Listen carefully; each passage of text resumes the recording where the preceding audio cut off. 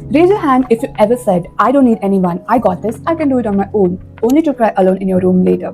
Yep, same, that one. If you could ever relate to this one example, you, my friend, you might be an hyper independent woman without even realizing. And trust me, I know this because I was one of you too.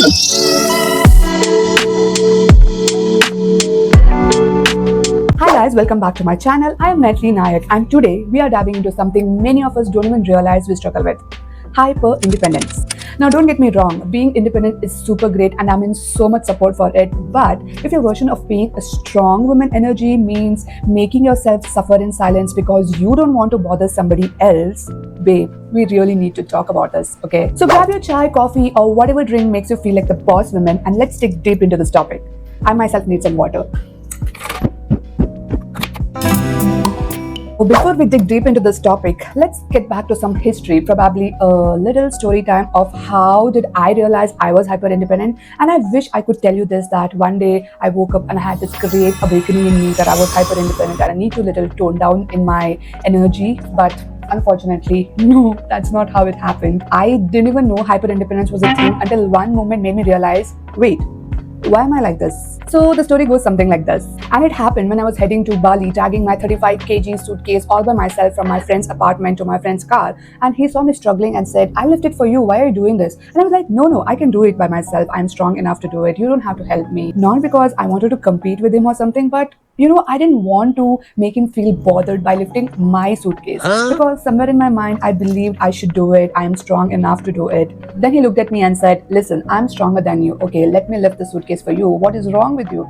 And I was like, okay, fine, I can let him help me. Why am I even struggling when I really cannot lift the suitcase, right? And that moment actually hit me harder than the suitcase itself. I asked myself, why am I like this? I look back at my life and I realized I have always been like this. Growing up, I saw the women in my family handle everything, all the physical work at home, lifting heavy things, moving furniture, even carrying gas cylinders, while men never really did help the women in the family. Not because they didn't want to, but because they were raised that way, but I don't blame them. But as a kid, when I saw my mom struggling, lifting heavy cylinders, dealing with back pain, and I didn't like it. I didn't want her to suffer more, so I stepped up as a kid. I started doing it for her, and the more I did it, the more I realized I'm just strong as any guy. I started comparing my strength to men's strength, and over time, I built this belief within me that I don't need help. I can handle things on my own. I am as strong as any man in this world. And that's why, even in that moment of lifting a 35 kg suitcase, I couldn't let my friend help me because in my mind, I was feeling like, no, I can do it. I am not weak. I can lift my own suitcase. Why should I ask somebody help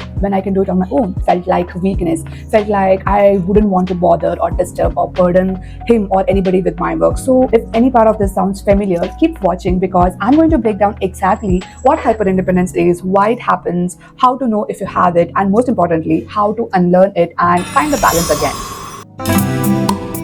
Let's start with basics. Independence is when you take care of yourself, do everything on your own without needing anybody else to do for you, right? But hyper independence is when you reject help even when you need it. It's about feeling like you have to be independent all the time, even when you need help so badly you cannot ask for help. It comes from a place of self-protection. Maybe you learned early on that relying on others wasn't safe, or that asking for help meant disappointment, or something like, I can give an example that you might be going out for shopping and you have like around 5 to 6 heavy bags with you and you try to lift everything on your own. Somebody comes and offers you help saying that I can lift this bag for you. Or let's say you went with your friend and your friend is offering help for you that I'll lift your bags, and you're like, no, I can do it on my own. It's my bag. Why would you carry it? And later you struggle like a penguin holding all the bags, turning your fingers into purple, right? You actually needed help there. You could have just given out of 5 bags, probably 2 bags to your friend and 3 bags you could have carried by yourself, right? But you didn't do it. So that is called as hyper independence. It shows up in every part of your life, and if you relate to any of these reasonings that I am providing, you might just be in your hyper independent era. So in everyday life, it could look something like you never ask for help, even it would make your life easier. You carry all your grocery bags in one trip, struggling but refusing help from others. Even for that matter, if the security guard is trying to offer you help, you will be like kind enough, like no, you don't have to do it. Third, it could look something like you don't like it when people offer to do things for you. You feel like it's a burden for you, or you feel very uncomfortable asking for help. And at work, it could look something like you take on way too much because you don't trust others to do it right. You struggle to delegate and think to yourself, it's faster if I just do it by myself. I was this way when I was working.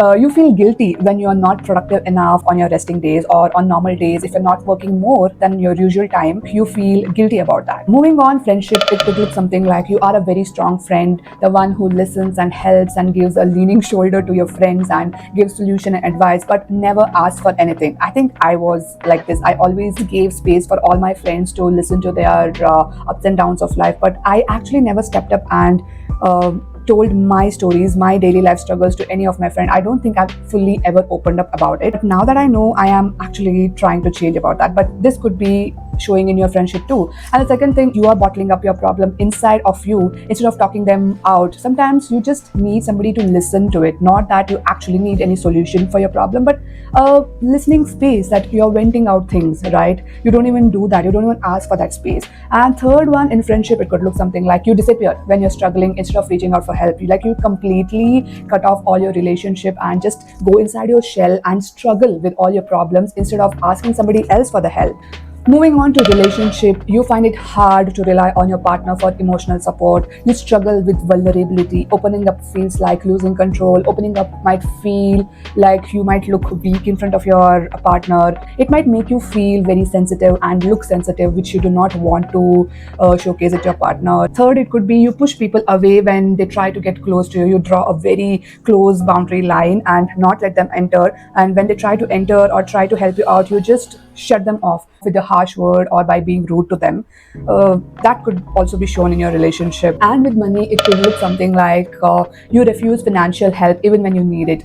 You stress about money but won't let anyone cover a meal for you. If somebody is offering a meal for you and they'll tell you that I'll pay for you today, maybe when you have money you can pay me later, you feel burdened. You feel like, no, I cannot do that.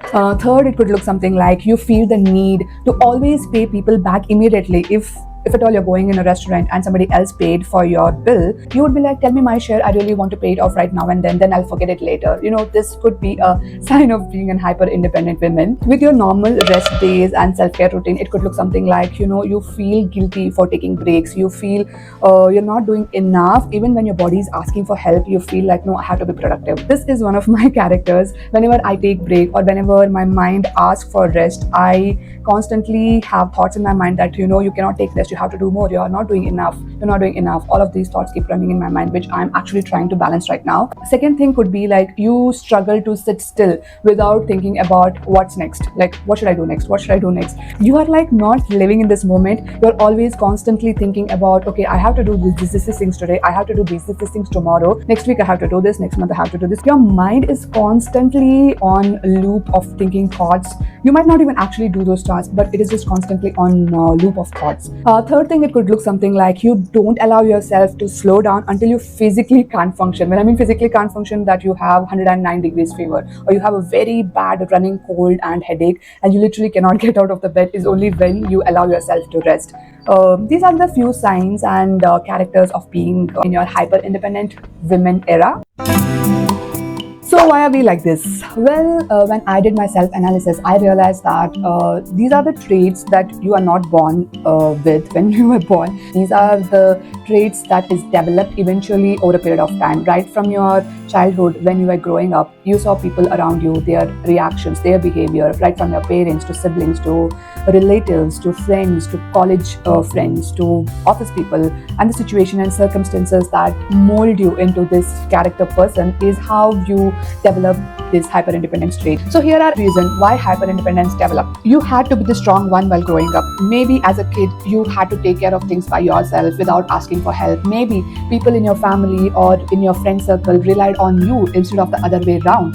So now asking for help feels unnatural or feels like uncomfortable. The second reason could be people let you down in the past. If at all you even tried asking for help while you were growing up, probably they disappointed you and they didn't help you and they would have even worsened the situation. That sticks in your brain. Your brain learns from this and makes a belief on its own, saying that depending on people isn't safe for us. So let's just not expect anything from others while it comes to asking for help. And even if they're helping, let's not expect a lot from them. Third is you may not want to be a burden. When I mean burden, you don't want to trouble people. You would rather struggle quietly than feel like you're asking too much. That's what happened with me when my friend was offering help to lift the suitcase. I actually felt like I am a burden on him because he's carrying my suitcase, and I didn't feel right to ask for help even though the suitcase was actually heavy. The fourth reason could be you equate asking for help with weakness, meaning you treat in your mind asking for help is equal to weakness. Probably this belief could have built somewhere along the way. We got this idea that strong women don't need anyone, they don't ask for help, they do things on their own. But strength isn't about everything alone, right? It's about knowing when to accept help. And I would love to add one sentence over here: don't be strong, be smart. You have to know when you have to be strong and when you have to be smart. And the fifth reason could be that you were rewarded for being independent. Probably people would have appreciated you and told you that, oh my god, I am so inspired by you. You look so independent. You are such a strong woman. I have never seen anybody handle this situation so perfectly. And people always praised you for being self-sufficient and mature for your age. And after receiving all those praises and rewards and awards, now you might feel like asking for help would ruin your image of being that self-sufficient woman.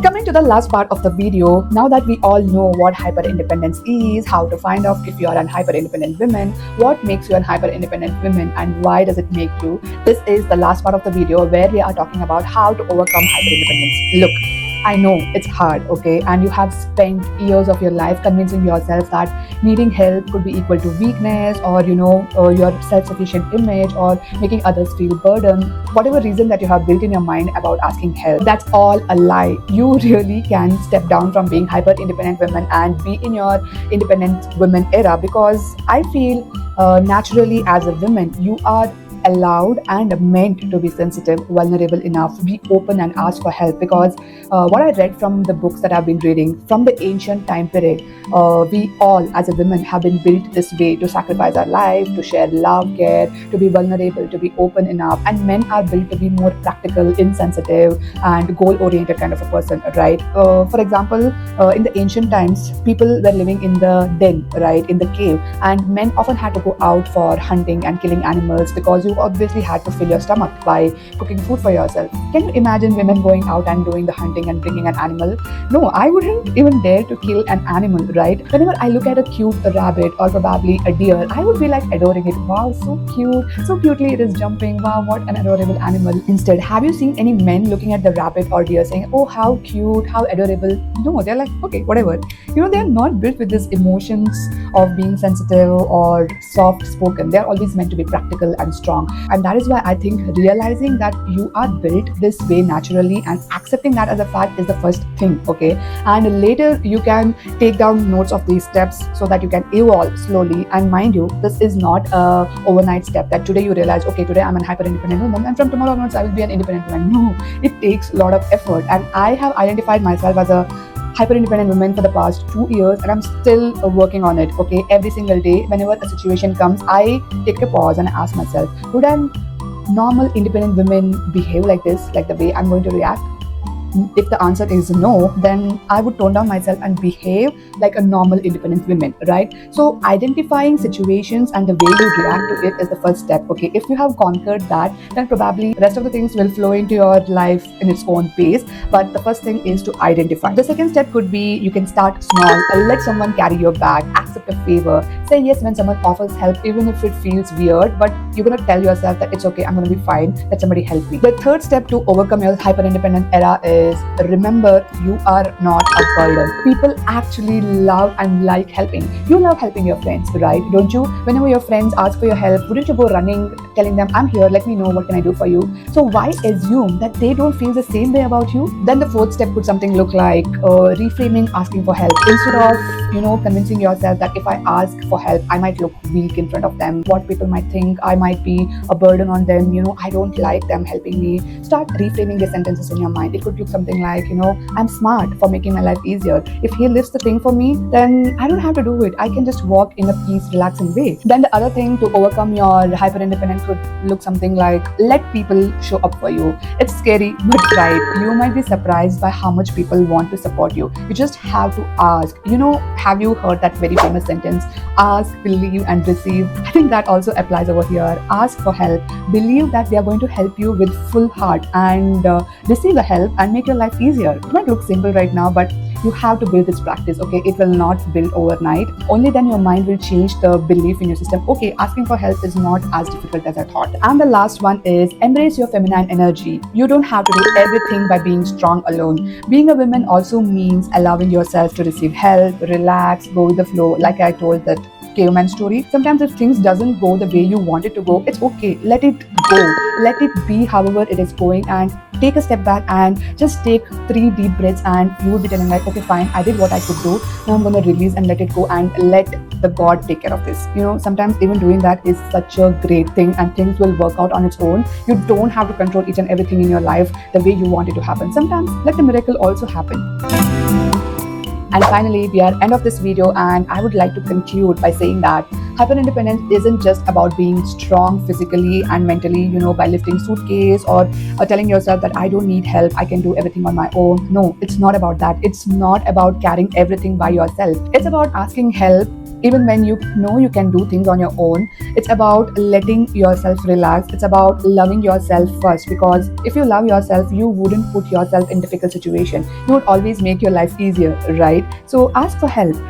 Ask for favors. It's fine. It's completely fine. Let someone open the door for you, accept a helping hand, and enjoy these little moments instead of always pushing through alone everywhere you go in your life. And trust me, learning to accept love, care, those little pampering, support from everybody around you, it's life-changing.